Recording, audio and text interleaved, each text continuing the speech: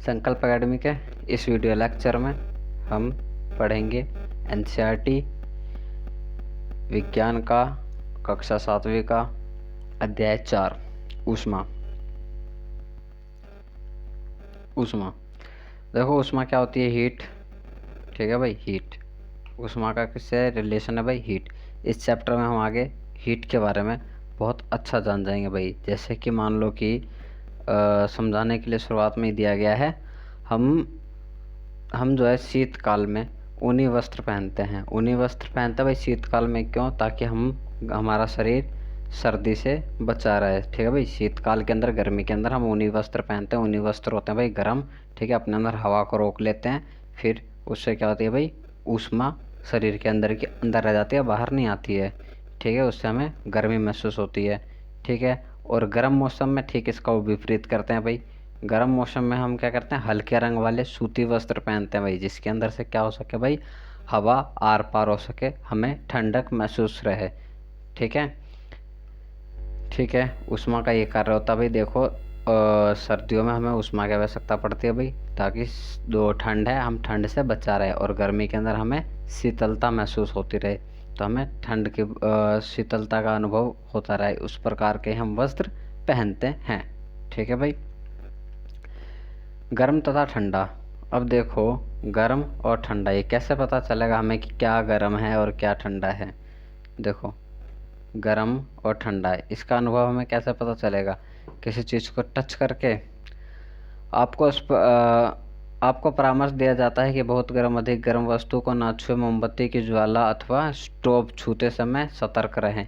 देखो, ये कहना ये चाहते हैं भाई कि अगर कोई चीज़ गर्म है या ठंडा है हमें पता कैसे चलेगा? किसी चीज़ को टच करके। किसी चीज़ को टच करने से पता चलेगा कि हमें गर्म है कि ठंडा है। ये हमेशा नहीं पता चल पाएगा भाई क्या गर्म है और क्या ठंडा है। हाँ, हमें कुछ अनुभव थोड़ा ज़रूर होता है, आभास हो जाता है भाई कि ये तो गर्म चीज़ है, ठंडी चीज़ है। लेकिन हमेशा अगर टच करने की सोचोगे कि मैं छू के पहचान जाऊँ गर्म है कि ठंडा, तो हाथ भी जल जाएगा भाई। ठीक है, तो हर किसी चीज़ को छू के नहीं पहचानना है कि गर्म है या ठंडा है। अगर कम गर्म हुआ तो ठीक है भाई, तुम्हें सही है, ठीक है, चल जाएगा काम। अगर ज़्यादा गर्म हुआ तो भाई हाथ जल जाएगा, घाव हो सकता है भाई हाथ पे। ठीक है, नुकसान पहुंच सकता है भाई हाथ को। देखो, प्राय हम इसका पता वस्तुओं को स्पर्श करके लगाते हैं, परंतु क्या हमारी स्पर्श इंद्रियां विश्वसनीय है? भाई क्वेश्चन मार्क लगा रखा है कि हमारी जो स्पर्श इंद्रियां हैं, जो स्किन है, त्वचा है, क्या हमें सचमुच में बता सकती है कि ये गर्म है कि ठंडा है? ठीक है, तो ये भाई हमेशा विश्वसनीय नहीं है भाई। कुछ स्थितियों में पता चल जाएगा, लेकिन सभी स्थितियों में नहीं बता सकता है कि गर्म है या ठंडा है, और नुकसान और पहुंच जाएगा भाई ज़्यादा गर्म रह गया तो।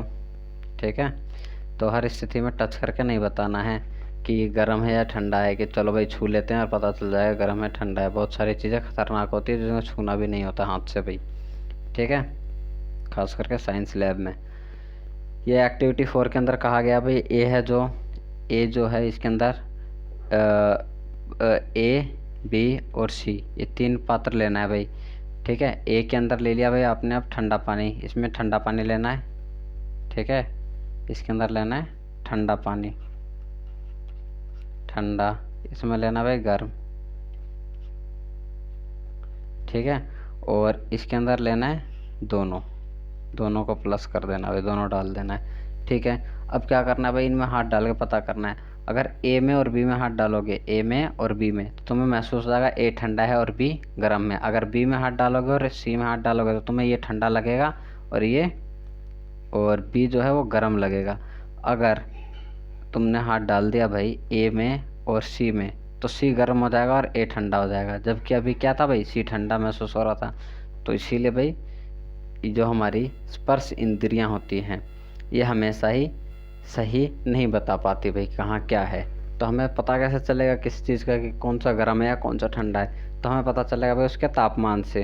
उसके तापमान से पता चल जाएगा भाई ये गर्म है या ठंडा है। उसका ताप से हमें पता चल जाएगा भाई। ठीक है भाई, और तापमान क्या होता है भाई? अब हम आगे जानेंगे भाई तापमान क्या होता है। ठीक है भाई, और अगर ऐसा क्रियाकलाप करना चाहते हो तो भाई कर सकते हो घर पे। बस ध्यान रखना कि पानी जो होता है भाई वो ज़्यादा गर्म ना हो। अगर ज़्यादा गर्म पानी लोगे तो भाई हाथ ही जल जाएगा। ठीक है, तो ये करने से पहले ध्यान रखना। ठीक है, ठीक है।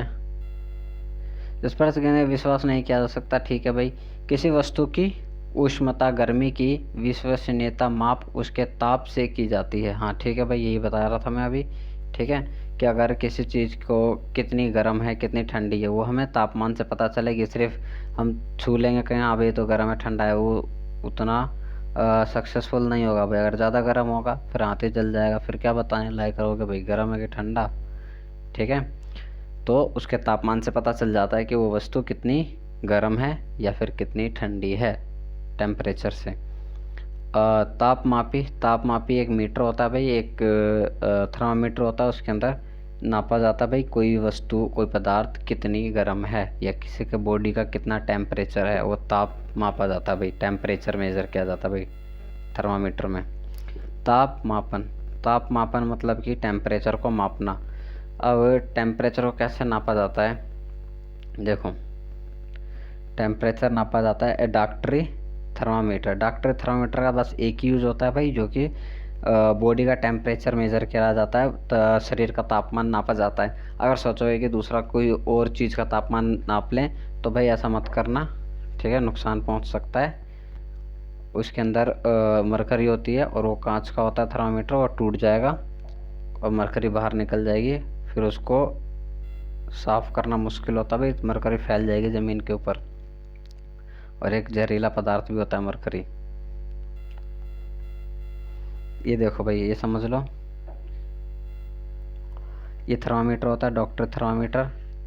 ठीक है, इसके अंदर ये रीडिंग दी होती है भाई। ये 35 से स्टार्ट होता है और 42 पे एंड हो जाता है। ठीक है, ये होता है 35 से स्टार्ट होता है डिग्री सेल्सियस और इसका एंडिंग हो जाता है भाई 42 डिग्री सेल्सियस पे ये एंड हो जाता है इसी के बीच में। और इतना ही क्यों रहता है, क्योंकि भाई शरीर का तापमान इसी के बीच में मिलता है। और नॉर्मल जो होता है भाई टेम्परेचर किसी बॉडी का वो होता है 37 डिग्री सेल्सियस। थोड़ा बहुत हल्का सा माइनर ऊपर नीचे हो जाता है भाई। ठीक है भाई, तो भाई ये इस थर्मामीटर के अंदर भी दे रखा है 37 रेडी किया गया है भाई। ठीक है, और जो ये नीचे दे रखा है इसके अंदर 2 मीटर है, ये ऊपर है वो सेल्सियस का मीटर है। ठीक है, सेल्सियस सी ये यूनिट होती है भाई नापने की। ठीक है, इंडिया में इसी को अपनाया गया है, यही पढ़ना है भाई। और ये जो नीचे जो मीटर दिया गया है फ़ारेनहाइट का है भाई।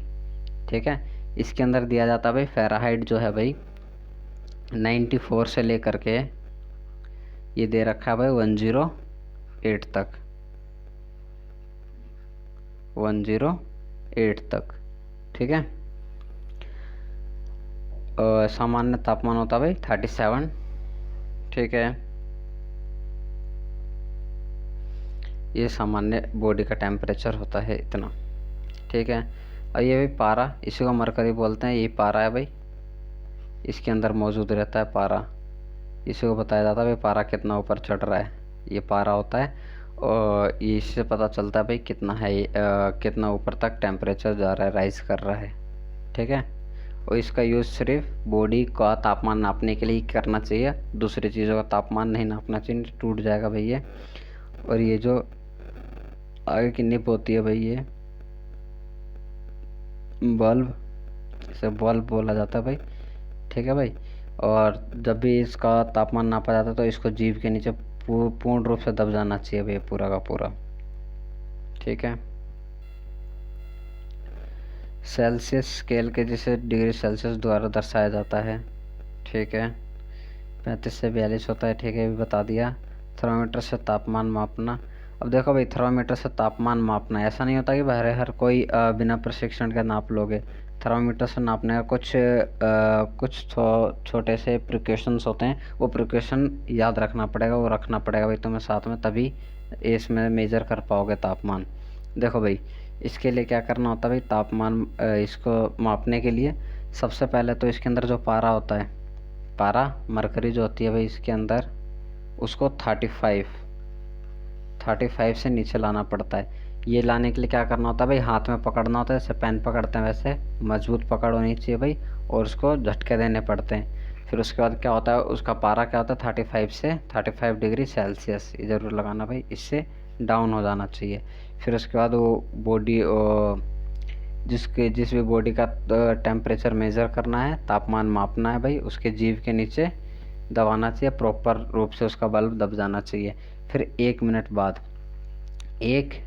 बाद उसको मेज़र करो भाई कहाँ तक पहुँचा।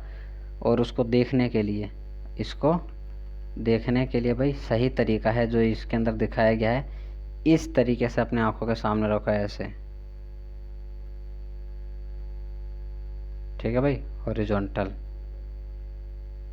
इस तरीके से अपने आँख सामने रखना है, देखना है, ठीक है। ठीक है भाई, मानव शरीर का सामान्य तापमान 37 डिग्री सेल्सियस है। ध्यान दीजिए कि ताप को इसके मात्रक के साथ व्यक्त किया जाता है। मात्रक इसे ही बोलते हैं भाई डिग्री सेल्सियस, जो ये लिखते हैं, ठीक है। डिग्री सेल्सियस 37 डिग्री सेल्सियस होता है भाई सामान्य तापमान बॉडी का, ठीक है। ठीक है भाई, ठीक है। अब आता है भाई प्रयोगशाला तापमापी। अब प्रयोगशाला तापमापी में क्या होता है? प्रयोगशाला तापमापी ये लैब के अंदर यूज़ किया जाता है भाई टेम्परेचर मेज़र करने के लिए।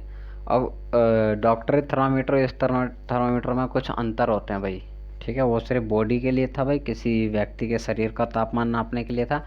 और इसके अंदर क्या होता है भाई, प्रयोगशाला के अंदर हम इस वाले थर्मामीटर के अंदर हम उससे ज़्यादा तापमान माप सकते हैं। इसके अंदर उससे कम भी और ज़्यादा भी। इसका होता है भाई 10 डिग्री सेल्सियस से 110 डिग्री सेल्सियस तक, ठीक है। 100 डिग्री भी तापमान नाप सकते हैं भाई, 110 डिग्री तक,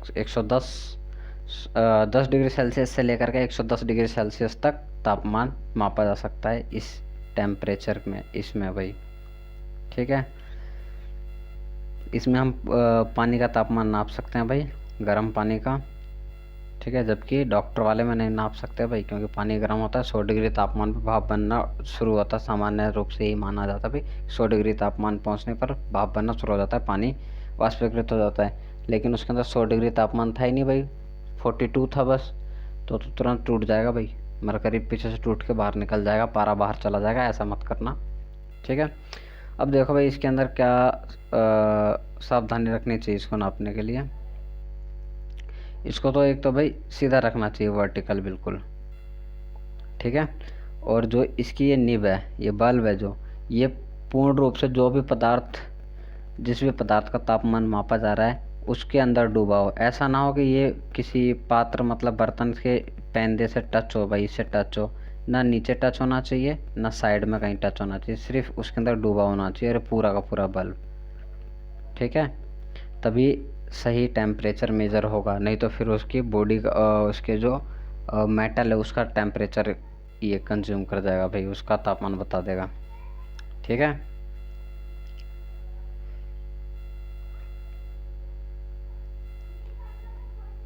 ठीक है,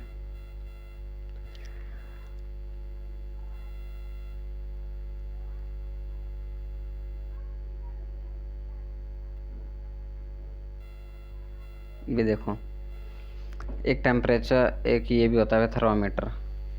ये जो होता है भाई डिजिटल थर्मामीटर होता है। अब इसी का प्रचलन ज़्यादा है।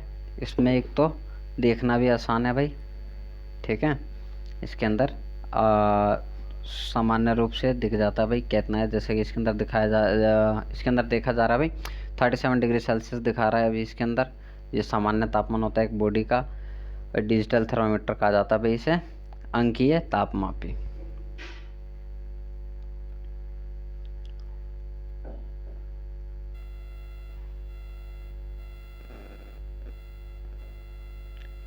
जो अलग से बर्तन की ओर चलती है, ऊष्मा का स्थानांतरण, ठीक है भाई, थर्मामीटर का हो गया। और लैब वाले थर्मामीटर से बॉडी का तापमान नहीं नापा जा सकता भाई,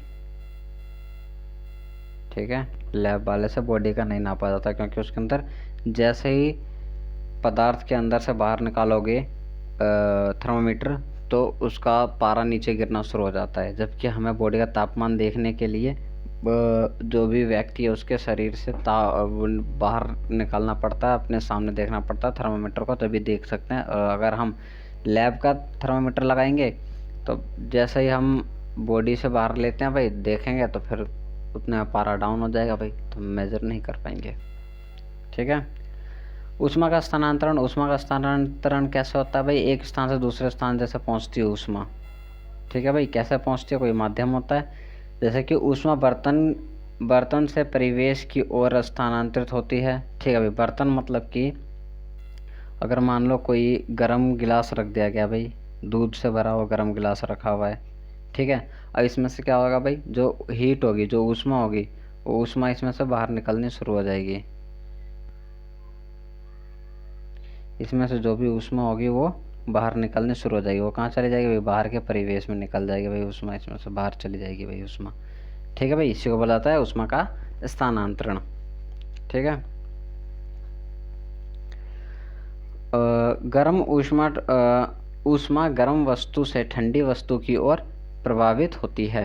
अब देखो भाई, अगर कोई गर्म वस्तु है, ठीक है भाई, कोई गर्म वस्तु है, इसकी ये गर्म है भाई, गर्म से ठंडी वस्तु की ओर प्रभावित हो जाएगी भाई। जो गर्म है वो ठंडे की ओर प्रभावित हो जाएगी और वो खुद भी ठंडा हो जाएगा। जैसे कि चाय होती है भाई, गर्म होती है, थोड़ी देर छोड़ दो, फिर उसके बाद क्या होती है, वो ठंडी हो जाती है। ठीक है। ठीक है, इसे बोला था ऊष्मा का स्थानांतरण। एक जगह से दूसरी जगह स्थानांतरित हो जाती है, एक से दूसरे में ट्रांसफर हो जाती है भाई हीट। ठीक है। एक्टिविटी 4.6, इसमें यही बताया गया है भाई कि ये एक एल्युमिनियम की रॉड है, इस पे ये मोम चिपका दिया गया भाई, मोम। अब क्या होगा, ये गर्म होगा, तो गर्म होने के साथ साथ इसमें से जो ऊष्मा होगी, जो हीट होगी, गर्मी होगी, ऊष्मा ये आगे की ओर बढ़ेगी, यहाँ तक पहुँचेगी तो ये नीचे गिरना शुरू हो जाएगा, फिर और आगे पहुँचेगी तो आगे वाला गिरना शुरू हो जाएगा भाई। ठीक है। जितने एंड तक पहुँच जाएगी, फिर उसके बाद क्या होगा भाई, सारे ये मोम नीचे गिर जाएंगे। इससे क्या पता चला हमें कि भाई जो ऊष्मा होती है वो क्या होता है भाई, एक स्थान से दूसरे स्थान तक मूव करती है भाई। ठीक है। ठीक है। अब भाई ऊष्मा का चालन जो करते हैं वो कहलाते हैं भाई ऊष्मा के सुचालक, और जो नहीं करते हैं वो क्या कहलाते हैं भाई, ऊष्मा के कुचालक। तो देखो भाई ये क्या होते हैं भाई, जो पदार्थ अपने से होकर के ऊष्मा को आसानी से जाने देते हैं उन्हें ऊष्मा का चालक कहते हैं। देखो भाई इसमें से चालक, ये जैसे कि एल्युमिनियम हो गया, धातु होते हैं, अधिकतम धातु क्या होते हैं भाई, ऊष्मा के चालक होते हैं। और इसमें से एक छोर पे गर्म करोगे तो दूसरा अपने आप गर्म हो जाएगा। जैसे कि बर्तन होता है भाई, कोई बर्तन होते हैं, ठीक है भाई, बड़े बड़े बर्तन होते हैं, उसमें नीचे गैस जल रही होती है, और तो उसका ये ऊपर वाला हैंडल जो पकड़ते हैं वो भी गर्म हो जाता है, क्योंकि क्या होते हैं भाई, सारे धातु के होते हैं, इसमें से चला जाता है भाई गर्मी। ये सुचालक होते हैं। किसके सुचालक भाई? ऊष्मा के सुचालक। इसमें से हीट क्या होता है भाई, ट्रांसफर होती जाती ऊपर तक पहुंच जाती है। अब भाई ऊष्मा के कुचालक आते हैं भाई, ये कुचालक है भाई ऊष्मा के कुचालक वो होते हैं जिनको एक तरफ से गर्म करोगे लेकिन उसका दूसरा कोना, दूसरा छोर उसका गर्म नहीं होगा। जैसे कि प्लास्टिक हो गई, लकड़ी हो गई, ठीक है, ये सारे नहीं होते भाई गर्म, जल जाएंगे लेकिन दूसरी तरफ गर्मी नहीं पहुंचाएंगे। लेकिन एल्युमिनियम, आयरन, कॉपर, ये सारे के सारे क्या करेंगे भाई, ये सारे के सारे ऊष्मा के सुचालक होते हैं। प्लास्टिक ये सब ऊष्मा रोधी होते हैं, ऊष्मा को रोकते हैं। अब भाई देखो, अब कहा जाता है भाई जो हवा है, ठीक है, हवा तो ऊष्मा का सुचालक है नहीं, ठीक है, तो ये कैसे ऊष्मा को एक स्थान से दूसरे स्थान तक पहुंचा देती है भाई? देखो उसके लिए क्या करना होगा भाई, ये एक्टिविटी को पढ़ना होगा, इस एक्टिविटी को पूरा पढ़ना भाई। इसको मैं समझा दे रहा हूँ क्या कहा जा रहा है भाई इस एक्टिविटी के अंदर। देखो जैसे कि यहाँ पे पानी गर्म कर दिया जाएगा, ठीक है, तो ये गर्म होने के बाद ये पानी ऊपर की ओर उठ जाएगा भाई। अब ये पानी ऊपर उठ गया तो यहाँ जगह क्या हो गई भाई, खाली हो गई। तो अब इधर साइड का पानी आराम से इस तरफ आ जाएगा, इधर का जो पानी खाली बचेगा भाई वो भी नीचे की जगह को क्या करेगा, कवर करेगा। अब ये गर्म पानी ऊपर जा चुका है, ठीक है, अब ये साइड वाला पानी आएगा, ये भी गर्म हो जाएगा, ये और ऊपर जाएगा, ये प्रोसेस चलती रहेगी भाई, ठीक है, ऐसा ही इस तरफ से भी। तो इसी तरीके से भाई पानी के अंदर होता है और इसी तरीके से हवा के अंदर होता है कि एक स्थान है भाई, अगर वहाँ पे हवा गर्म हो जाती है तो वो हवा कहाँ चली जाती है भाई, ऊपर। तो उसके साइड की हवा भाई वहाँ पे आ जाती है, इसी कारण हवा भी चलती है भाई। ठीक है। जैसे धुआं होता है ना, धुआं ऊपर उठता है क्योंकि वो गर्म हो जाता है, गर्म होने का तो वो ऊपर उठता है, तो दूसरी जगह दूसरी हवा उसकी जगह ले लेती है भाई। इस क्रियाकलाप में वही समझाया जा रहा है भाई, इस क्रियाकलाप में भी कि ये गर्म होता है, ये ऊपर गर्म होता रहता है भाई, ऊपर गर्म हवा चली जाती है, और साइड की हवा जो होती है भाई वो इसका स्थान ले लेती है भाई, इस जगह खाली स्थान का जगह ले लेती है भाई साइड की हवा। ये एक्टिविटी करते समय ध्यान रखना भाई, हाथ ना जल जाए, ऊपर ही रखना हाथ। ठीक है, अगर एक्टिविटी करते हो तो। ठीक है। समुद्री समीर, देखो भाई यहाँ पे क्या कहा जाता है भाई, जितने भी समुद्री तट किनारे क्षेत्र हैं भाई, ना वहाँ पे अधिक सर्दी होती है ना अधिक गर्मी होती है। ऐसा क्यों होता है भाई कि देखो, जैसे कि जब भी धूप होती है, धूप होने के कारण क्या होता है भाई, बहुत तेज़ी से जो सॉलिड होता है वो जल्दी गर्म होता है, मतलब जो ज़मीन है वो गर्म हो जाएगी भाई। ये ज़मीन जो जाएगी भाई ये गर्म हो जाएगी, पहले गर्म हो जाएगी पानी के मुकाबले पहले। ठीक है। तो क्या होगा भाई, यहाँ गर्म हो गई तो सारी हवा कहाँ उठ जाएगी, ऊपर। ठीक है, सारी हवा कहाँ उठ गई, ऊपर, उठने लगी भाई हवा ऊपर। अब ये जगह हो जाएगी वैक्यूम, खाली। तो यहाँ खाली जगह स्थान कौन लेगी, बगल वाली हवा, मतलब इधर की हवा आ जाएगी भाई, ये सारी हवा इस साइड आने लग गई। अब ये क्या है भाई, समुद्र है। ठीक है भाई। अब समुद्र की सारी हवा कहाँ से आ जाएगी, समुद्र की हवा कहाँ आ जाएगी भाई, स्थल पे आ जाएगी। और समुद्र में पानी होता है भाई, वाष्पित हो रहा होता है पानी, और यहाँ की हवा होती है भाई ठंडी। तो दिन के समय यहाँ पे क्या आ गया भाई, ठंडी हवा आ रही है समुद्र की ओर से, तो यहाँ पे क्या हो जाएगा भाई, तापमान ठंडा हो जाएगा। ठीक है। और यहाँ की हवा ऊपर उठ रही है, और यहाँ की हवा आ जा रही है भाई इधर से इधर।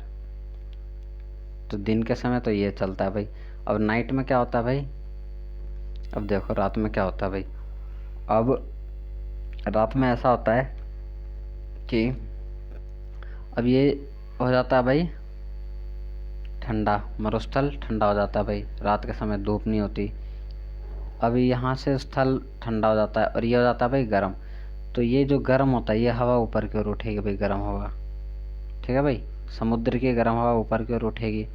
ठीक है भाई, और इसके स्थान कौन ले लेगा भाई, इधर वाली हवा आएगी भाई, अब इधर। ठीक है, तो ये प्रोसेस ऐसा चलता चला जाता है भाई। इसीलिए यहाँ पे ना ठंडी पड़ती है ना गर्मी पड़ती है भाई, सामान्य तापमान रहता है। ये समझाया गया भाई ये ग्राफ।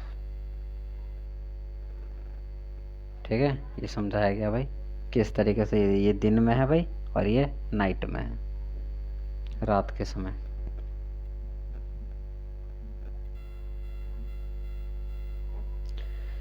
थल समीर, समुद्री समीर जो समुद्र की ओर से आने वाली हवा, और थल समीर जो होती है भाई जो स्थल की तरफ से समुद्र की ओर आती है हवा, स्थल पर चलने वाली हवाएं।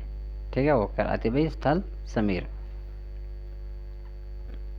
अब भाई, अब मान लो सूर्य से धरती पे जो ऊष्मा आती है, गर्मी आती है, वो कैसे आती है। अब भाई जहाँ तक धरती है इसके ऊपर कुछ वायुमंडल है भाई। ठीक है भाई, और जो उसके बाहर जो सूरज है, यहाँ से आने तक बीच में तो वैक्यूम है, खाली जगह है, तो कैसे आता है भाई। तो अब तो हवा भी नहीं है, कुछ भी नहीं है, तो कैसे गर्मी आएगी भाई यहाँ तक।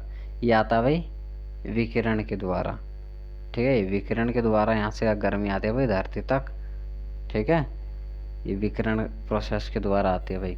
सूर्य से हम तक ऊष्मा एक अन्य प्रक्रम द्वारा आती है जिसे विकिरण कहते हैं।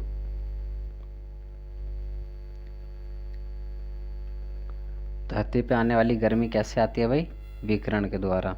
सर्दियों तथा गर्मियों में हमारे पहनने के वस्त्रों के प्रकार। देखो भाई क्या प्रकार होते हैं भाई गर्मियों में और सर्दियों में। जो सर्दियों में जो हम वस्त्र पहनते हैं वो गहरे रंग के होते हैं भाई। ठीक है भाई, और ऊनी वस्त्र होते हैं जिनके अंदर हवा रुक सके, हवा रुक जाती है तो भाई वो गर्म महसूस करते हैं भाई। ठीक है, और अधिक गहरे रंग के होंगे तो वो भी गर्मी महसूस करते हैं भाई। ठीक है भाई, ज़्यादा डार्क कलर गर्मी को रोकता है भाई।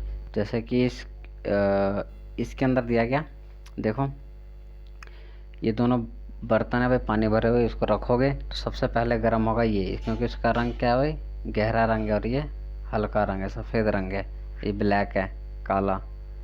ठीक है, तो पहले ये गर्म होगा भाई, और बाद में ये गर्म होगा भाई। ठीक है, ये जल्दी गर्म होगा, ये उसके बाद गर्म होगा। ठीक है, सर्दियों में ऊनी वस्त्र हमें उष्ण बनाए रखते हैं। अब भाई देखो इसके अंदर क्या कहना चाह रहा है ये, कि ऊनी वस्त्र होते हैं वो गर्मी कैसे महसूस कराते हैं भाई। ऊनी वस्त्र के अंदर बहुत सारी जगह होती है भाई।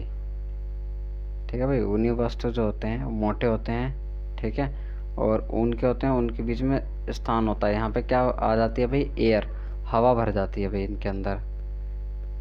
ठीक है, इनके अंदर क्या होते हैं भाई, ये हवा भर जाती हैं, और हवा अंदर की गर्मियाँ जो होती है शरीर के अंदर से, हीट जो होती है उसे बाहर जाने से रोक देती है।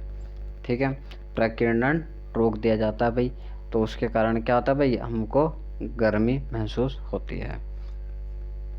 ठीक है, ठीक है, आपने क्या सीखा। ठीक है भाई, इसको पढ़ना, आपने क्या सीखा। ठीक है, पढ़ लेना इस चैप्टर को, जो समरी थी मैंने वो समझा दी है भाई, जो समझाने वाली चीज़ थी इसके अंदर। ठीक है, वो सारी बातें डिटेल में समझा दी गई है, इस चैप्टर को रीड कर लेना, और जो ना समझ आए वो कमेंट कर देना, वो समझा दिया जाएगा। ठीक है, चलो फिर मिलते हैं अगले में।